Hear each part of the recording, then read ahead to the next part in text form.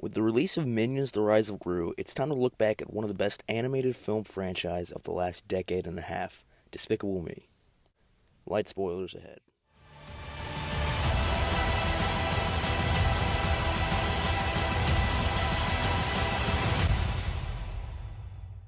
Board with flippers! Coming in last place is Minions, and Minions has some really weird moments, some pretty decent moments, and a plethora of really mediocre moments.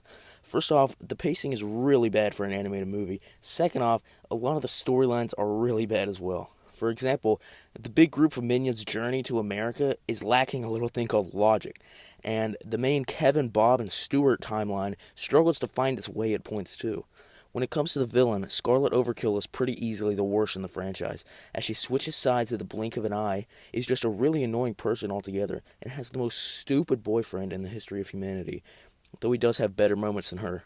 If we're grasping for positives, the animation looks really good, almost the best of the franchise. Also, some of those really weird moments end up turning out fairly funny, but not this one. It's literally just weird. Alright, I'm not Minnie. Please stop calling me that. Minions: The Rise of Gru is definitely better than the first film. In terms of character, story, and cast, it definitely succeeds, and the Minions this time around are easily more enjoyable to be around because they're not having to carry the story anymore. It seems to be the common consensus that adding Gru was the best thing that the movie could do, and that's true. The addition of Old Felonius ended up boosting the film higher than the first could ever get without him. Where the problem lies is the third act. Not only does the Chinese New Year's stone glowing thing not feel at all like it should be part of one of these movies, but the Vicious Six are really bad. None of them ever seem likable, even though we're supposed to empathize with Gru's love for them in the first two acts. And when they turn into huge monsters, that's when it lost me.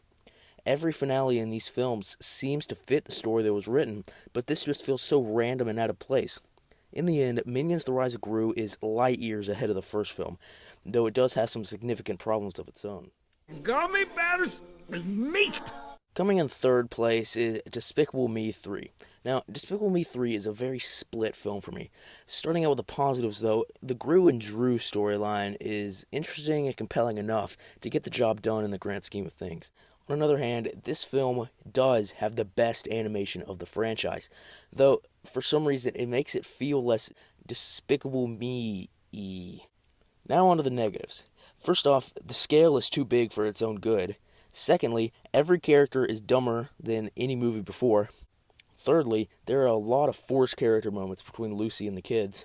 Fourthly, there are so many storylines packed into this film that none of them get a chance to even try to be compelling on their own. Like, why the heck do you need unicorns in the first place?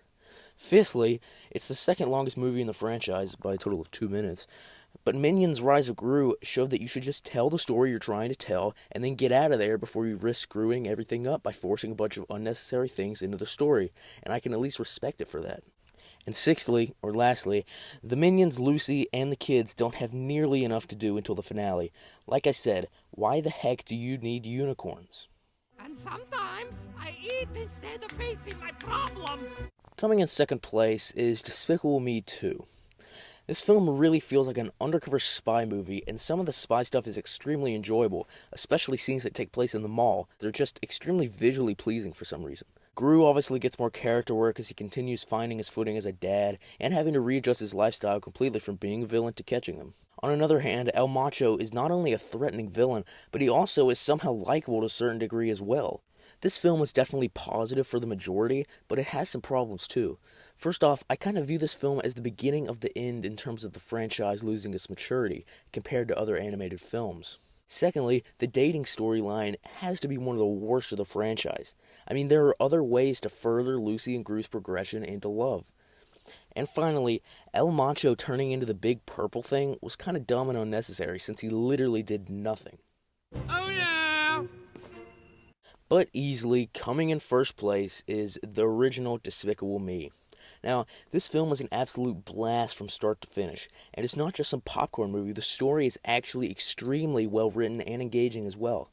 First off, this world building is amazing. For example, the bank where villains go for financing, that is made a complete joke in Rise of Gru, is a subtly genius idea. On the other hand, Vector works just about as well as a character of his nature can. Also, obviously, this film has the most character work in the franchise, as Gru goes from stone cold villain to loving father in a matter of 90 minutes. So, yeah, there's some development. If we're grasping for negatives, I mean, none of the kids are memorable, especially Edith. I only knew her name in the back of my head until I started doing research for this video. And it's a bit odd how Gru can dodge frickin' missiles and knock out a shark with a punch. I didn't even know that was possible. In the end, the first Despicable Me is not only the best film in the franchise by a long shot, dare I say it's one of the better animated movies ever made. Thanks for watching. I'll see you next time.